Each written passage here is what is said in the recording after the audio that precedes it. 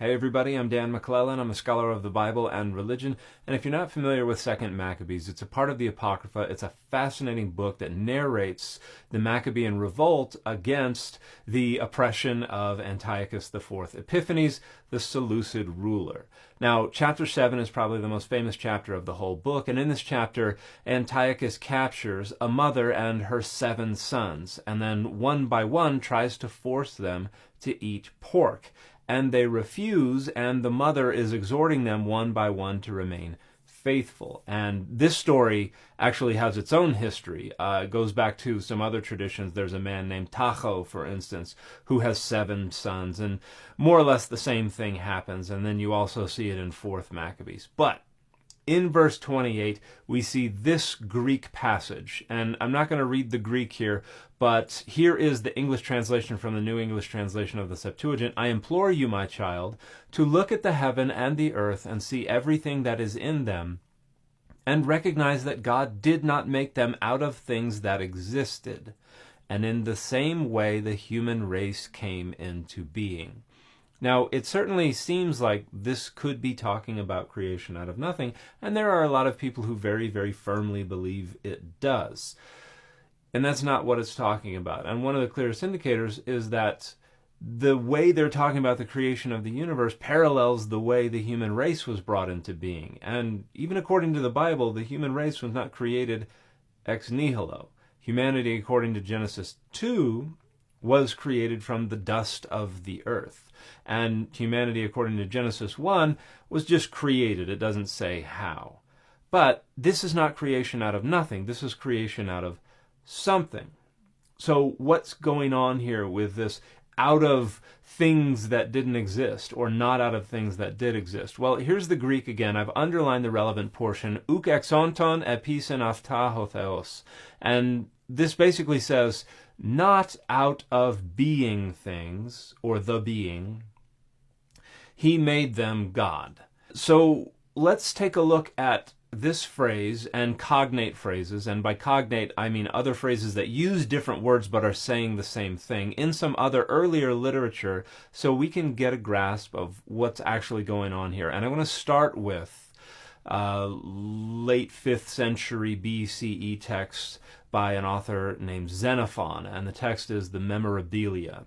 And in Memorabilia, Book 2, Chapter 2, Section 3, we have this underlined Greek.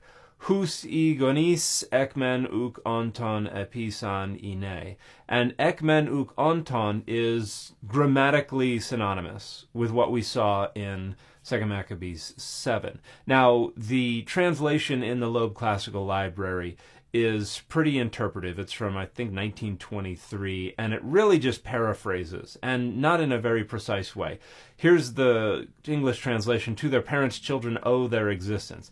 This doesn't really represent what the Greek says very closely at all. So I'm going to go to a 2001 translation by Amy Bonnet, and here we see a much more literal translation. Their parents caused them to come from non-being to being.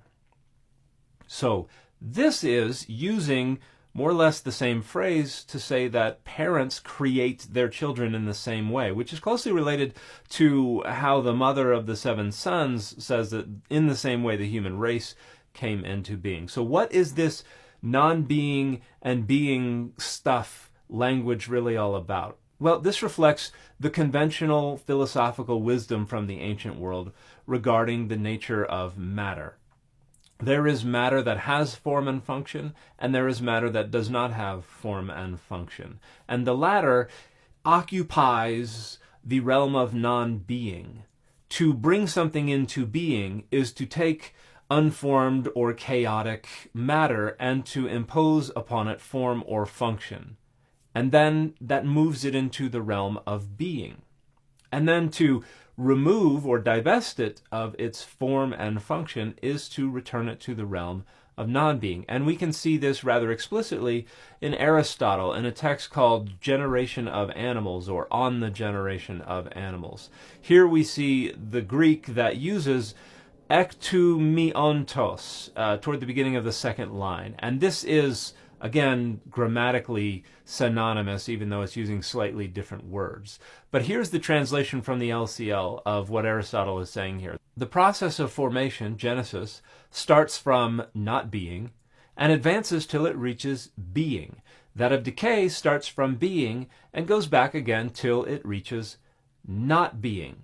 So the idea here is the same as in Xenophon and appears to be the same as what's in 2 Maccabees 7:28. That God created from this unformed material substrate the earth. And it's the same idea in 2 Maccabees 7:28 with the creation of the human race. Something that did not have form and function was given form and function, and that brought into being the human race. Similarly, parents create children by taking material that does not have form and function, or at least a form and function that is entirely distinct from what it will become, which in the case of Xenophon is children.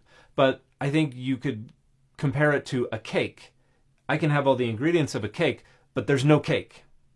And so when I combine all those ingredients together, and we have the mechanical and we have the other kinds of changes that go on, suddenly a cake comes into being. Not out of nothing, but out of things that were not a cake. So this is the conventional wisdom of the ancient world all the way up until the late 2nd century CE. This is where Christians are engaging with Greek thinkers and Gnostics and others about the one, morality of eternal matter, and two, the rationality of the resurrection. Because you have some people who are mocking Christians for believing that anyone would want to muck around for eternity in the pigsty of material, fleshly, corporeal existence. Because that was considered in this time period to be pretty base and to be unwanted. And we wanted to transcend the fleshly and the material and return to become one with the pleroma, the fullness. And in the course of that debate, it became useful to just assert that, well, God created the universe out of nothing. And this is something that had been entirely rejected up until the late 2nd century CE. Out of nothing, nothing comes. That was the conventional wisdom. And so once this doctrine had been created, Christians looked back on 2 Maccabees 7:28 and a passage in Romans and a passage in Hebrews and elsewhere, and they said, that's our doctrine. That's creation out of nothing. And so now that we have this new interpretive lens of creation out of nothing, the passages that previously had very clearly not been about creation out of nothing and that directly paralleled the views of Xenophon and Aristotle and many, many others, now those things could be reread as references to creation out of nothing, and the Christians who had just created this doctrine or had been living when the doctrine was created could now feel like it had been there all along. And that served their rhetorical goals, their rhetorical interests, and that became the understanding of passages like 2 Maccabees 7:28. And so for folks who have looked through the interpretive lenses of these passages are creation out of nothing, creation ex nihilo, for their entire lives, it can be difficult to overcome those intuitions. It can be difficult to acknowledge the existence of those lenses and the influence of those lenses and remove them. But if you sincerely want to know what the experts think is going on in these texts, it's not creation ex nihilo.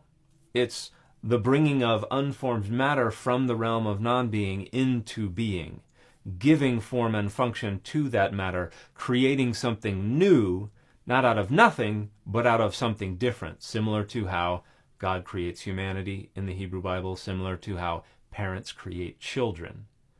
It is taking something that is not a child or not humanity, giving it a form and a function that turns it into a child or humanity. So 2 Maccabees 7:28 is not preaching or teaching creation ex nihilo. It's talking about creation out of existing matter. And for more discussion on the philosophical underpinnings of all this, I'd highly recommend this 1995 UPenn doctoral dissertation by James Hubler, Creation ex nihilo, Matter, Creation, and the Body in Classical and Christian Philosophy through Aquinas. And then there's also, of course, Gerhard May's wonderful book, Creation ex nihilo. The English translation of the original German was published, I believe, in the early to mid-90s. So that's what 2 Maccabees 7:28 is talking about when it says that the universe was created not out of things that existed.